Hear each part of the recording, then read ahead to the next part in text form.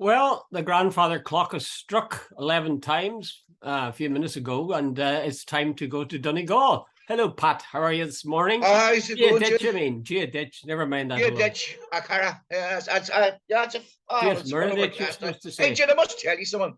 You know, I grew up in Letterkenny, and there was a couple of guys about 20 years ago were walking down the street one day, and they said to each other, "Hey, geez, you know something? This place has changed so much. Wouldn't it be a great idea if all the people who grew up here years ago got together?" Now, Jude, when I was growing up, the population of Letterkenny was about 5,000, and that was probably on a good day. Yeah. Fast forward, whatever it is, 40, 50 years.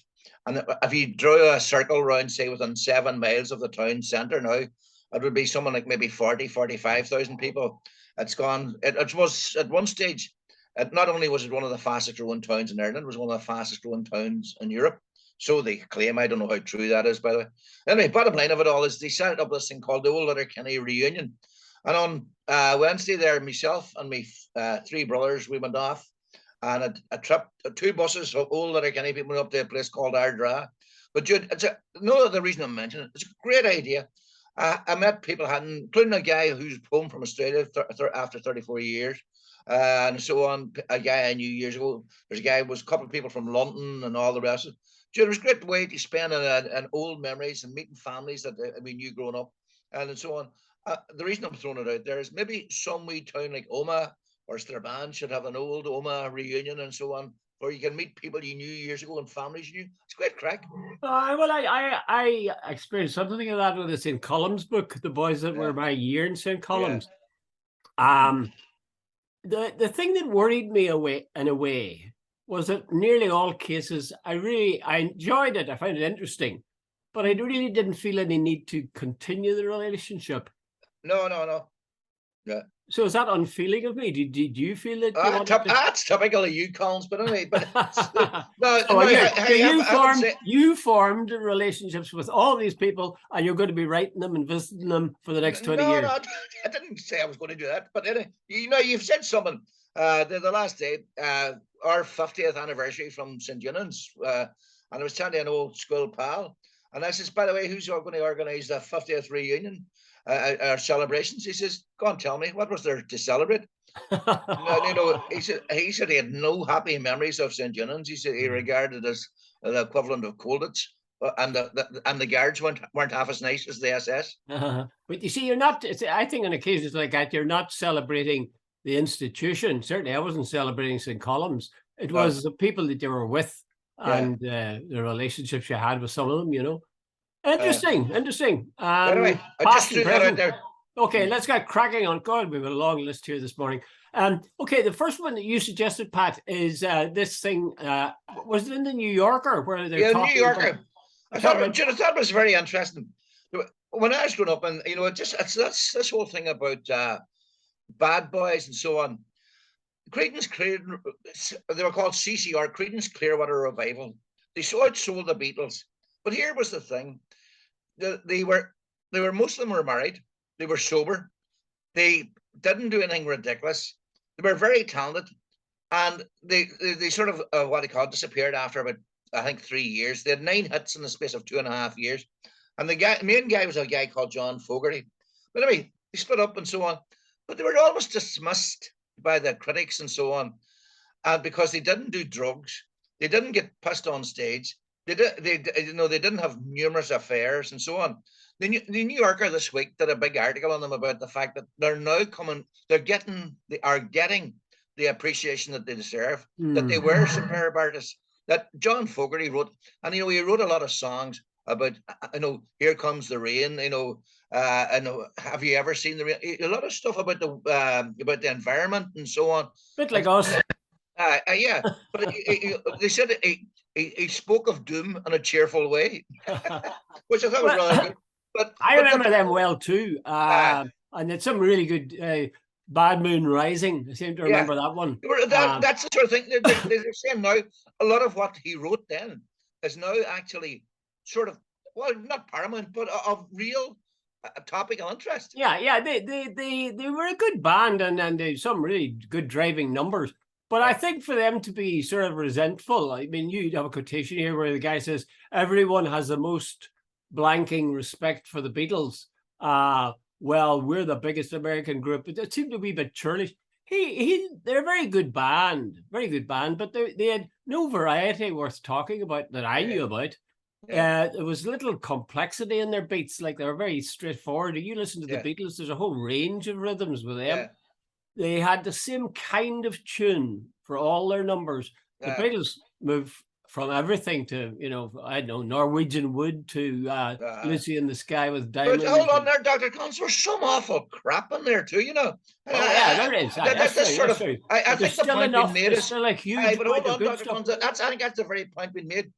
The Beatles because they experimented and they produced. Now there's some great stuff. Let's get that clear. I'm not saying there's some absolute diamonds there, but there's some awful dirge in there too. Some of it, But that's the point. Creedence Clearwater Revival is getting sort of slammed because they didn't do.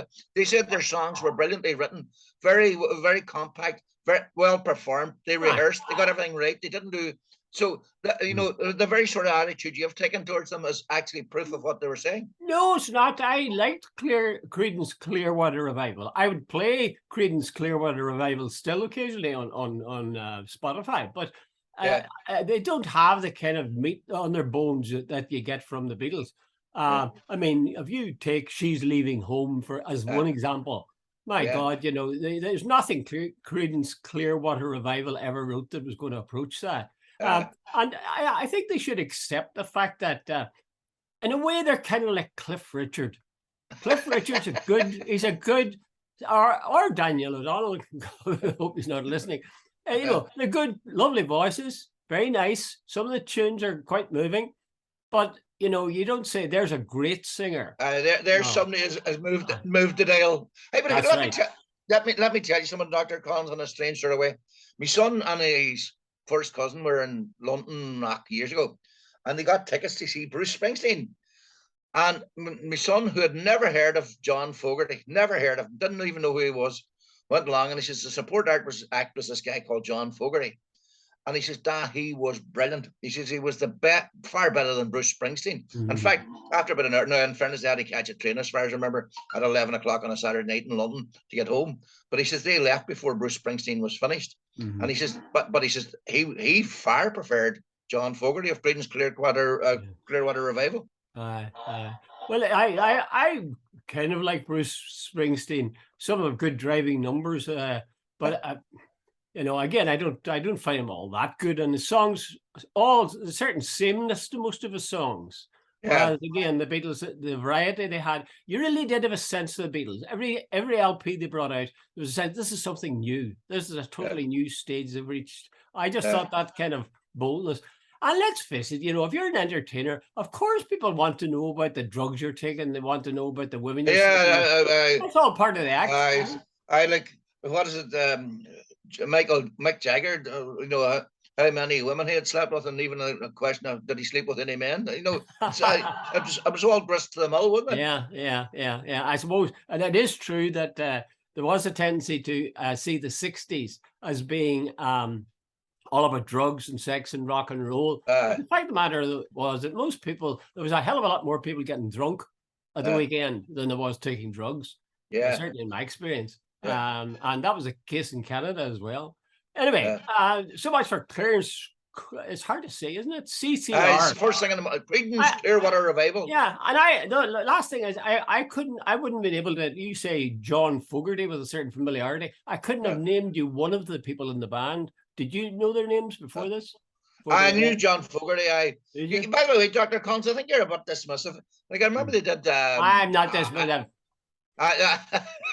Remember they did, I think, about an 8-minute version of I Heard It Through the Grapevine. It was brilliant. Absolutely brilliant. Surely it was, who was the guys who did Marvin Gaye wrote it, as far Marvin Gaye, that's the man to sing I Heard It on the Grapevine. Now that is good stuff. It's a bit like an Irish show band, isn't it? The Irish show bands, they were very good. But they made it their own. But they just sort of made a cover copy of something that was. That's your snobby attitude. It's exactly that's snobby. That is. Snobby. You're sort of. I'm just aware of quality. This sort of thing. This sort of an adoration at the statue of the Beatles is a bit. I because I thought, okay, you see, I get caught me on. I love things like Eleanor Rigby and Yesterday, and I think they're absolutely classic, timeless songs. Yeah. And I listen to some of the Beatles. I'm going, oh Jesus, turn that off. Yeah, that's right. I agree with you. Completely. Yeah. But I'm not dismissing show bands. I mean, I enjoyed show bands. I went to dances to show bands. God, they were half of my life as a young man. Yeah. But at the same time, I was aware of the fact that they were playing songs that they had cover versions. Yeah. And then they did write, or they got Phil Coulter to write for them. Well, ... I'll not say anymore. Okay, let's move from music to far more interesting stuff. Politics.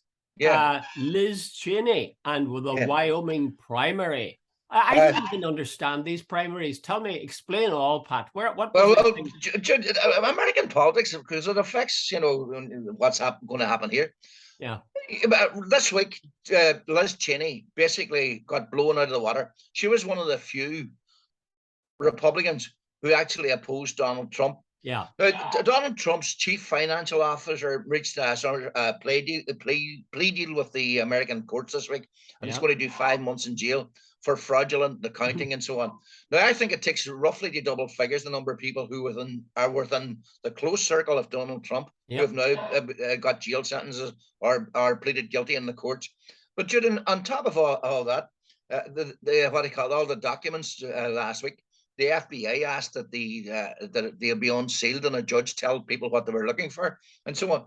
But Jude, the man, the corruption and as Liz Cheney pointed out last week, if you're going to believe Donald Trump that the election was stolen, you're going to have to believe that some of the judges, even all the judges who heard the cases, and I think there was about 60 of them, are liars and cheats, even though some of them were appointed by Donald Trump himself.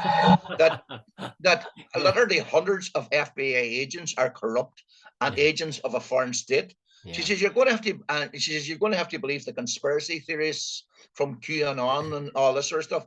And she said if you want to believe all that stuff, America is going down the pan. Yeah. And she said she loves the Republican Party, but he's at such under the control, almost the sort of what we say malevolent control of Donald Trump, that she loves her country more, and that it's more important to rescue the Republican country. Jude, I'm going to wrap it up, but here's the point: Donald Trump hates NATO, loves Putin.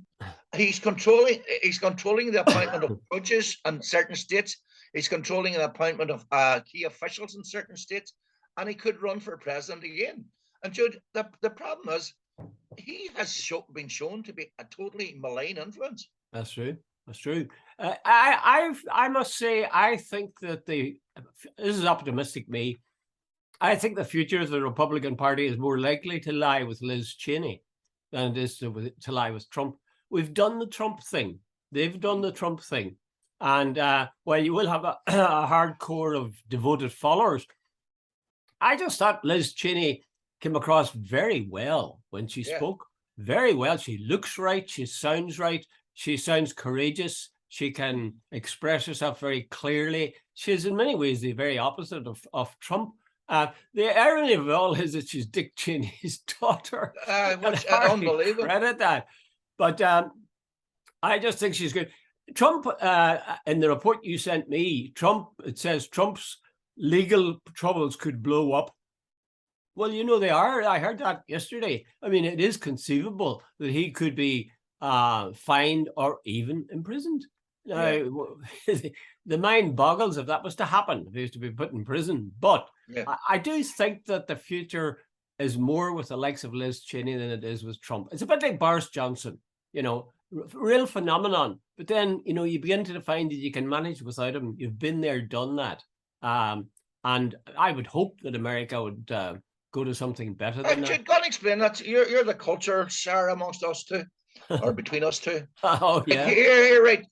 Remember years ago, Bjorn Borg's playing John McEnroe. Yeah. Everybody loved John McEnroe. Yeah. Steve Davis is playing Alex Hurricane Higgins. Everybody loves Hurricane Higgins. Along comes Donald Trump in America against who was it? I can't even remember now. And he wasn't Joe Biden. I can't remember. What do you call her? Hillary Clinton. And he won the election. And along comes Boris Johnson against Jeremy Corbyn, wins the election by a mile. Corbyn, as what's your question? And so on. And what's this? And look back to, of course, the ultimate one, Hitler, the absolutely demonic, the demagogue who kept a nation enthralled, despite the fact that they all knew of his foibles and his evilness. What is it with bad boys and human society? Well, yeah, I'm sure you can understand this, but why do girls fall for bad boys? Yeah.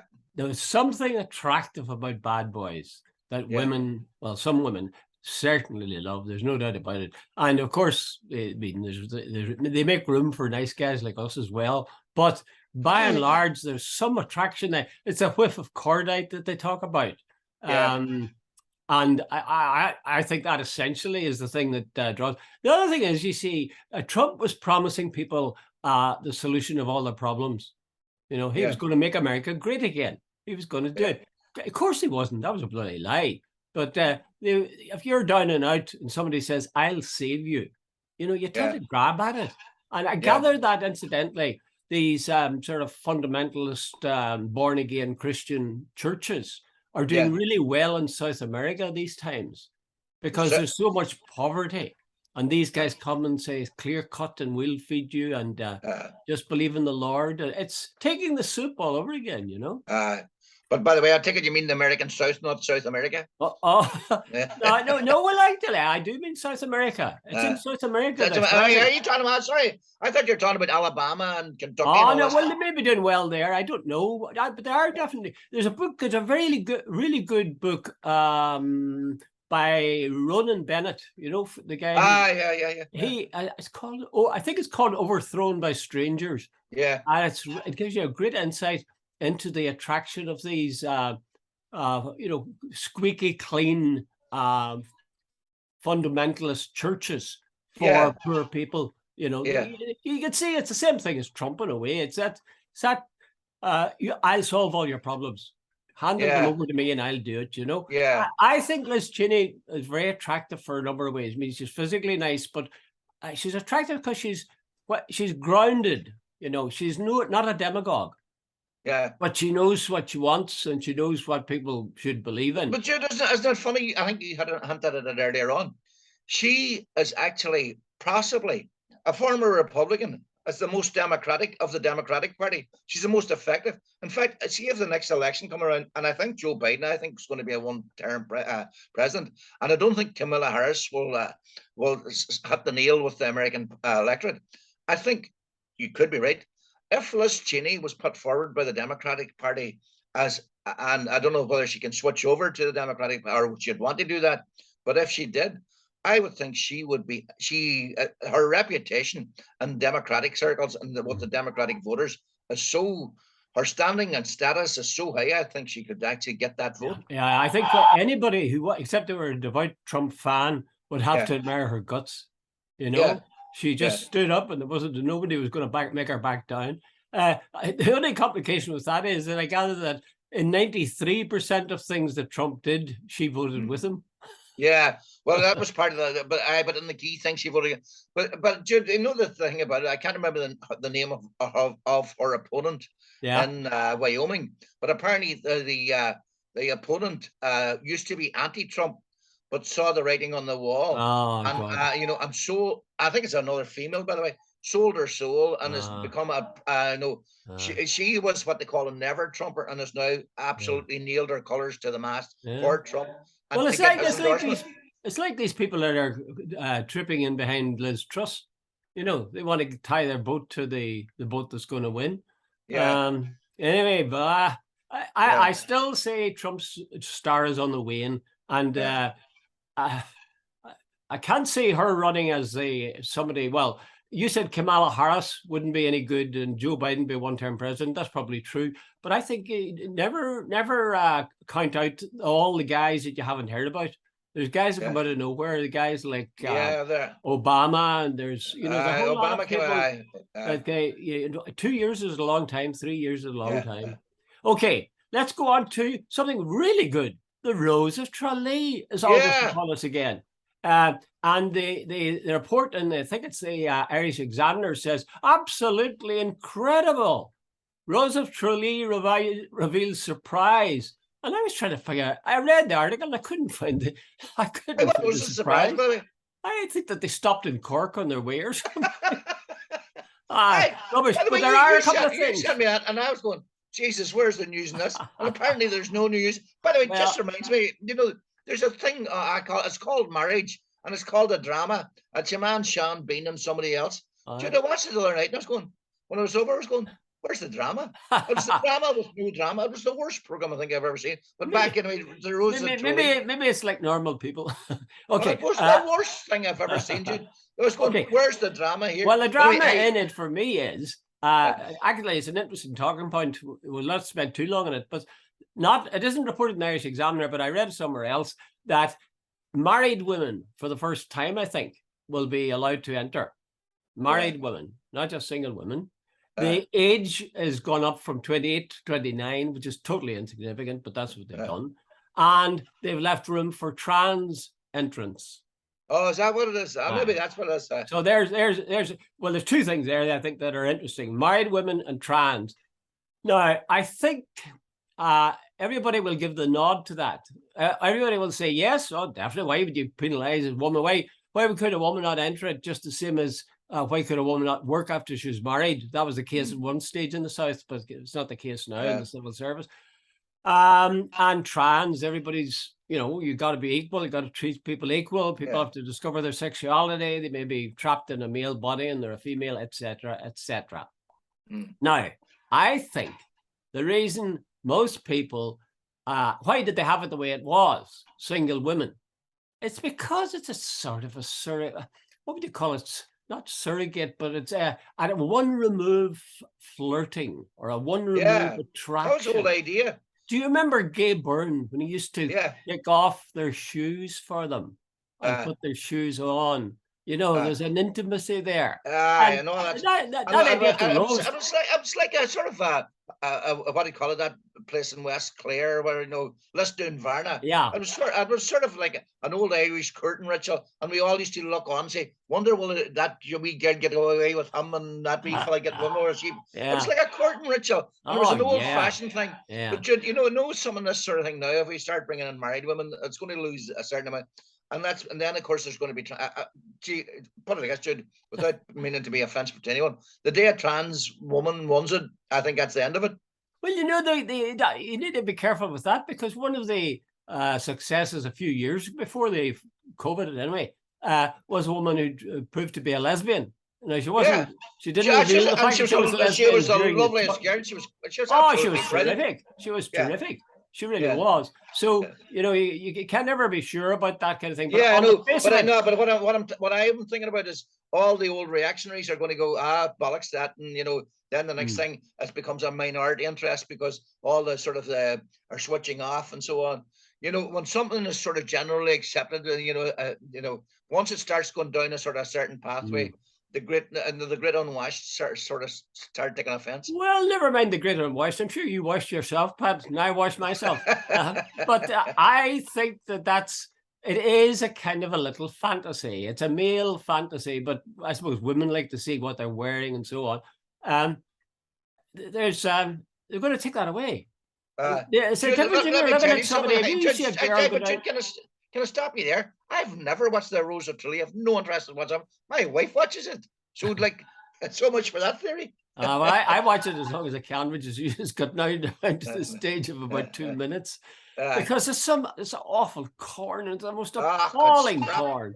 And they'll bring the cameras onto the parents, and the parents will be smiling. The husband will feel mortified, and the wife will be delighted. It could be a few marriages going up and smoke after a married woman wanted. Yeah, it's just too corny. It's just too corny. But anyway, in the effort to be fair, I suppose, they're taking away the essence of it. I do. Well, if it ever happened. By the way, Jude, I'm now to go back to your original point. When you sent me out, I was going. The only thing I could see, I thought, there was a cursory reading, was for the first time in 11 years, they've stopped in Cork. I thought that was the main story. They daren't stop for very long, though. The rules. Okay, let's move from things secular to things spiritual.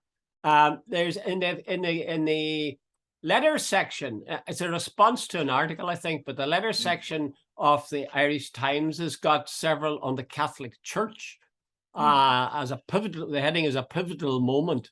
Now, I don't know. You're as a cultural Catholic, Pat. You may not know, but they're doing a thing called I think it's synodal movement or something. Yeah. It's essentially what it has got to do is it's a kind of an opinion poll asking Catholics everywhere, I suppose, in the world, certainly in Ireland, in every parish, to fill in any comments and say what they think's missing and so on. So what essentially the essence of this has been all put together, and I gather what it's saying is people want married priests if they want to get married. They want women priests if they want to be priests. They want radical change in terms of the power of the clergy and so on. And the question is it going to happen? Now, here's the short little letter from Joe McVeigh. You know Joe McVeigh? I do, Joe McVeigh from Fermanagh, from Enniskillen. A nice man. Joe McVeigh writes in and says, those who oppose change for the spurious reason that this is the way it was always done are putting their head in the sand. They're living in darkness, sad people. The essence of his feeling and that of others correspondents in the letters page is that nothing's going to change. They're really not going to do it. They didn't do it for Vatican II back in the 1960s. And I mean, Charles McQuaid came back from Rome and says, relax, nothing has changed. Nothing has changed. Okay, okay. We're going to keep doing it the way we've done it.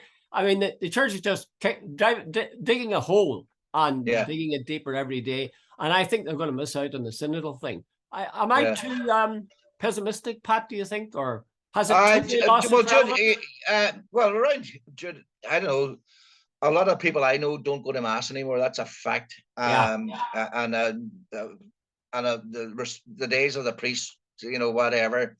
And I even remember reading last year or the year before, several priests in Dublin saying now they hate walking down a main street anywhere. Well, I think it was reference to Dublin at that stage. The abuse, when they go past somebody, just the first word somebody says pedophile, and so on. Now, Jude, I don't agree with that at all. But they haven't said that. The church, hey, Jude, right, you mentioned what Vatican II was, 60 years ago, probably, somewhere like that. And the pace of change has been glacial, to put it mildly.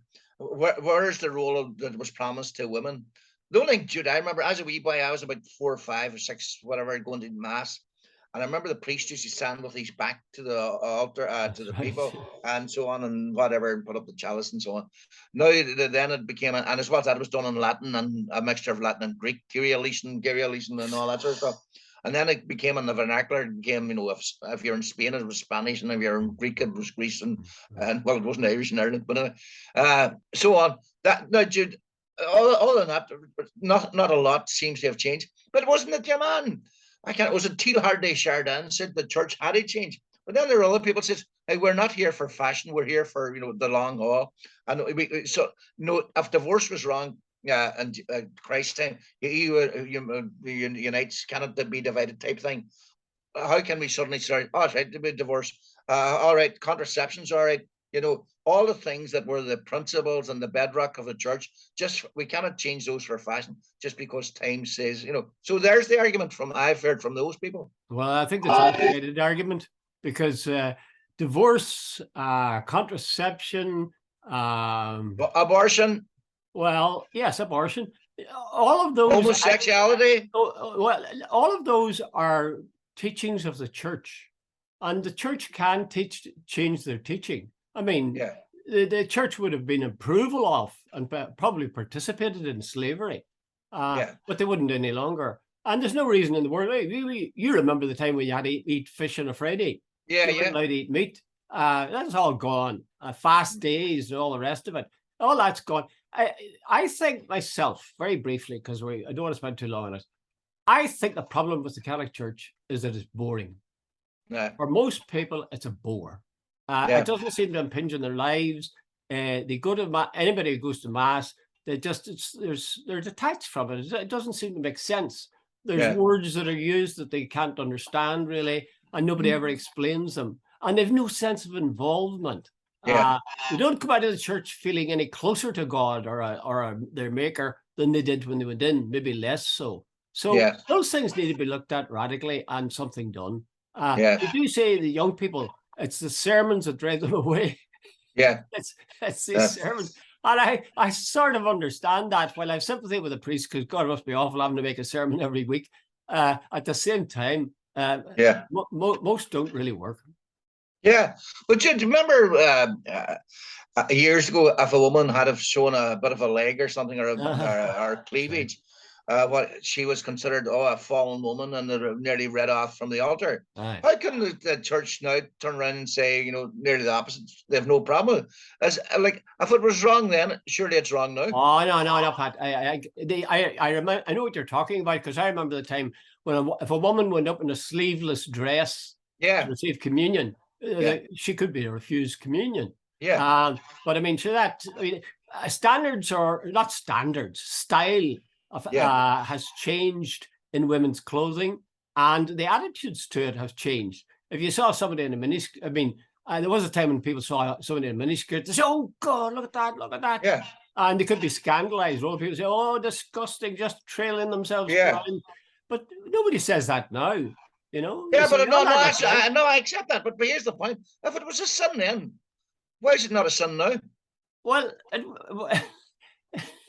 they could teach it as they saw it. They believed at the time, and so did most people. Leaving outside the church, thought they were sluts for dressing as they did. So the church was doing the same thing as everybody else, and thank God the scales have fallen from their eyes to some extent. But it's just something much more fundamental. But hold on, Dr. Consi. The church was teaching people. This was. I have never bought this belief that the church was simply reflecting society. I am firmly of the belief that the church led society. That the church was first to condemn, and then the people followed. You're probably right. You're probably right in terms of sex. There's some truth in that. The fact that the priests were celibate was a big thing. Now that spoke volumes. So what's so good about being celibate? Oh, you don't have sex. Oh, then sex must be bad. I hesitate to say it, but the doctrine of the Virgin Mary, that was a state, outstanding. That was purity. That was purity. Whereas somebody who engaged in sexual relationships to the other side of the coin there must be something impure about that. There was a kind of, I think, just a total misrepresentation of what it was to be a human being, and a total misrepresentation still, I think, about the kind of God that could possibly have created the world or the universe. It was drilled into us, this idea, he's a hard man. He's a hard man up there. Right, saying we've only about 2 minutes and 20 seconds. Here's a question for you. Yeah. Do you think the church will exist in another 50 years? I think it will, yeah. I think even in Ireland. Yeah. I think it will, yeah, in some form. I think the longing for belief in a supernatural being, an almighty being, is so strong and ingrained in human nature that there'll be a church of some kind. But it might be probably will be radically different from the one we have today, and not necessarily any harm either. It would be. It doesn't worry me. The other thing is this, very briefly, I don't understand the people who look at the church and say, "Oh God, look at that priest! Look at that, he's a pedophile. There's another pedophile. Look at the way they abused him there." I'm finished with Catholic Church. That to me doesn't make sense. Like, if you believe in God, that's your faith. It's not a belief in priests. It's a belief I agree with you totally. Doesn't make sense. Anyway, there's a few words of wisdom for you, Pat. I hope you're taking notes when I was saying all that. Oh, absolutely. And study them carefully. Yeah, study them carefully. Of course I will. When you're out having a sunbathe. Are you doing anything interesting this weekend, Pat? No, Jude. Just all about as usual. Usually on Friday, it's me. I detest it. I hate grass cutting with a vengeance. But as long as it doesn't rain, when I finish this, I'll be out cutting a lot of grass, and it'll take me about an hour and a half. Oh, But anyway, that's it's what a way to spend an afternoon. But but there's a nice smell to cut grass. I don't cut all of my grass anymore. I'm rewilding my garden, but there's a lovely smell to cut grass too. There is a lovely smell. So okay, that's my contribution. Okay, happy sniffing. Good luck, Jude. Okay, thanks. Okay. Bye. Bye, Jude. Bye.